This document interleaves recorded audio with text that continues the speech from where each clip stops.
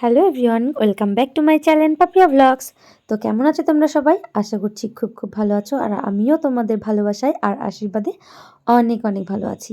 শুধু ভালোবাসা আর আশীর্বাদ দিলেই চলবে না, তার সঙ্গে সঙ্গে চ্যানেলটা সাবস্ক্রাইব করেও রাখতে হবে, তাহলে আমার একটু উপকার হয়।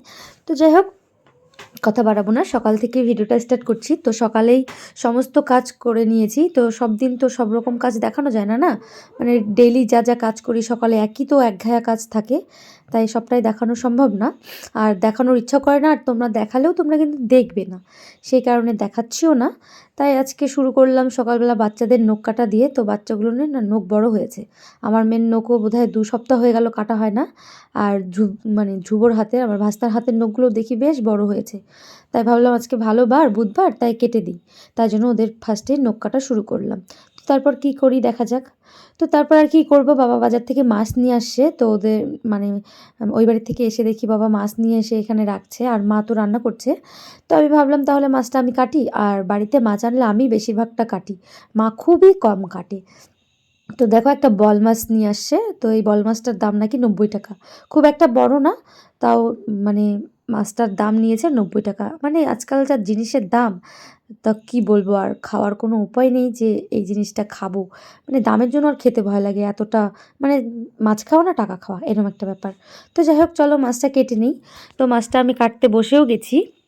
আর দেখো পাশে পুলিশ এসে মাথা চুলকাচ্ছে। তো আমি একটু মাছ কাটতে কাটতে বাবার সঙ্গে গল্প করছিলাম, মানে আমাদের ঘর প্লাস্টার করতে হবে তো। তো সেই বিষয়ে একটু বাবার সঙ্গে কথা বলছিলাম, বাবাও এখানে বসেই আছে। তো ঘরগুলো, আমাদের ঘর অনেক দিন আগে বানিয়েছে, তো তো পিছনটা না প্লাস্টার করা নাই। তাই ভাবছি কি যে প্লাস্টারটা করে নেওয়াই ভালো। তো আমার বড় বলল যে প্লাস্টারটা করে নাও পাপিয়া। তার জন্য ভাবলাম যে ঘর প্লাস্টার করি। এখানে দেখো এই যে বাবা মা বসে আছে, মা রান্না করছে, আর বাবার সঙ্গে আমি কথা বলে আর কি আলোচনা করছি যে কোন মিস্ত্রি দিয়ে কাজ করানো যায় বা কি কাজ করানো যায়।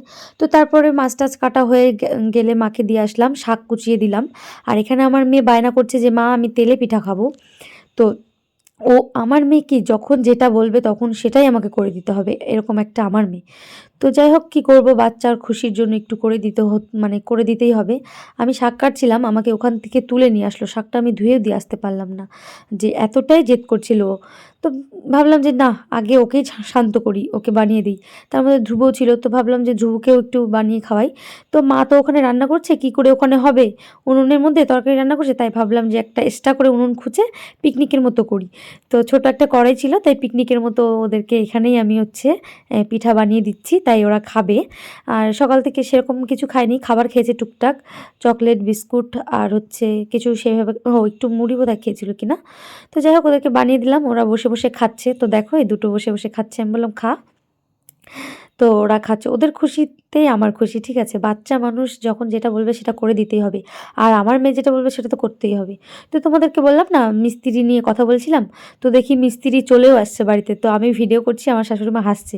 তো দেখো মিস্ত্রির সঙ্গে বাবা কথা বলছে। তো কথা টথা বলে তো ঠিকঠাক হয়ে গেল, আমাদের ঘরটা প্লাস্টার করতে আসবে শনিবার থেকে।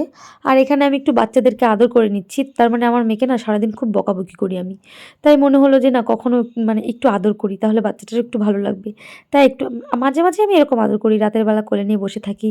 মানে ভালো লাগে, আমার একটা ভিতর থেকে খুব ভালো লাগে ওকে কোলে নিয়ে বসে থাকতে, মানে আমার বাচ্চা তো তাই। তো তারপরে সব কিছু তো আর ভিডিওতে শেয়ার করা সম্ভব না, খাওয়া দাওয়াটা করে তারপরে আমি চলে আসলাম একটু মাঠে।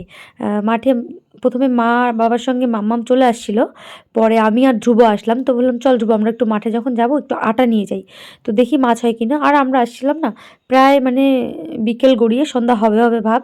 তো মাছ কিন্তু সেভাবে পাইনি, মানে বড়শি নিয়ে বসলাম মাছ ধরার জন্য, অনেকক্ষণ থেকে বসে আছি, মাছের খাবারও দিলাম, কিন্তু মাছ না, এক দুঃখের বিষয় খেলোই না। তাই মনে দুঃখ করে বসে আছি। ওই পুকুর থেকে আবার বসলাম বড় পুকুরে, তো বড় পুকুরে খায় কি না, তো বড় পুকুরে একটু ঠোকরাচ্ছিল, তবে কোনো মাছই ওঠেনি, দুঃখের কপাল। মানে আমার মাছ ধরা আর আজকে হলো না। তো মাছ ধরতে ধরতে ফট করে দেখলাম কি যে একটা শিয়াল ওই দেখো দেখো দেখো, জুম করছি যে ওখানে দাঁড়িয়ে আছে, দেখবে এখনই নড়ে যাবে শিয়ালটা। ওই দেখো নড়লো মাথাটা, দেখতে পাচ্ছ? এইখানটায় দেখো গাছটা, ওই যে হেঁটে হেঁটে যাচ্ছে, দেখো একটু ভালো করে দেখো তাহলে বুঝতে পারবে শিয়ালটা হেঁটে হেঁটে যাচ্ছে। তো আমি একটু শিয়ালটাকে ধাবড়ও দিলাম, শিয়ালটা আবার নড়লো না, চললো না। তারপর বাড়িতে এসে আসলাম ছাদে, ছাদে কুলগুলো একটু রোদে দিয়ে গেছিলাম, তো সেই কুলগুলো নেটের মধ্যে ছিল, তো নেটের থেকে বের করে দিলাম, ওটা গুছিয়ে এবার নিচে চলে এসেছি। নিচে এসে চা করে দিলাম বাবাকে, চাটা করে আর আমার ভাস্তা মানে ভাগনা আমাকে, সরি ভাস্তা বলেছিল যে পিসি কুলফি বানাও না, ফ্রিজে শুধু বরফ থাকে, বরফগুলো খায়। আর চালতা যে রোদে দিয়েছিলাম তোমাদেরকে বলেছি এর আগে, সেই চালতার জন্য একটু মশলা ভেজে নিয়েছি, লঙ্কা আদা জিরা, সরি লঙ্কা মেথি মৌরি এসব ভেজে নিয়েছি। আর বাদামগুলো ভেজে নিয়ে পেস্ট করে এই যে কুলফির জন্য মালাই বানিয়ে নিয়েছি। তো এটা আমি আজকে বানিয়ে রাখলাম, কালকে ওদেরকে কুলফি মানে ডিপে দিয়ে ওদেরকে দেবো খেতে দুপুর টাইমে।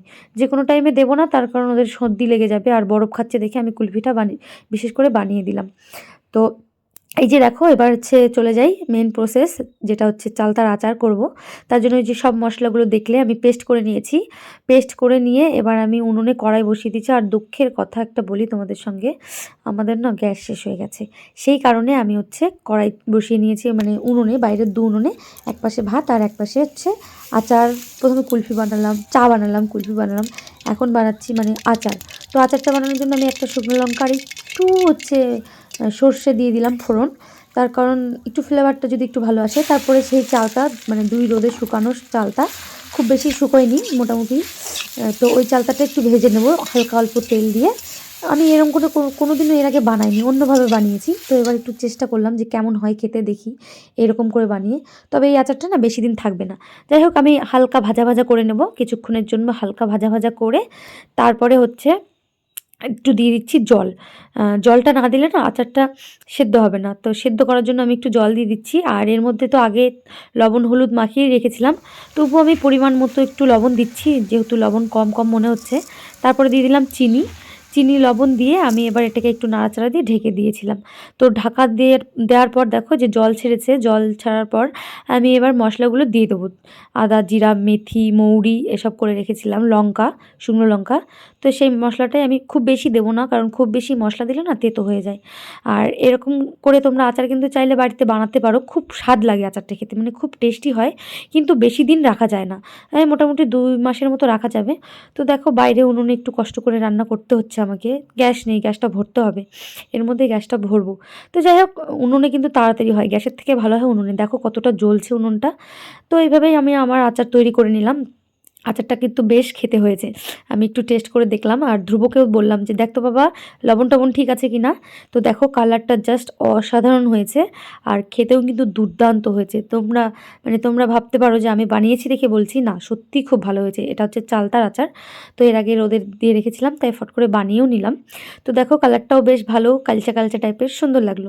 তো আজকের আমার এই ভিডিওটা তোমাদের কাছে কেমন লাগলো কমেন্ট করে অবশ্যই জানিও, আর আচারের ভিডিওটাও কেমন লাগলো জানিও। আর আমার ডেলি ভ্লগ পেতে তোমরা আমার চ্যানেলটা সাবস্ক্রাইব করে রেখো, নোটিফিকেশন অন করে রেখো, যাতে নতুন নতুন ভিডিও ছাড়লে তোমাদের কাছে তাড়াতাড়ি পৌঁছে যায়। তো আজকের মতো টাটা, গুড নাইট, সবাই ভালো থেকো, সুস্থ থেকো, আর আমার পাশে থেকো।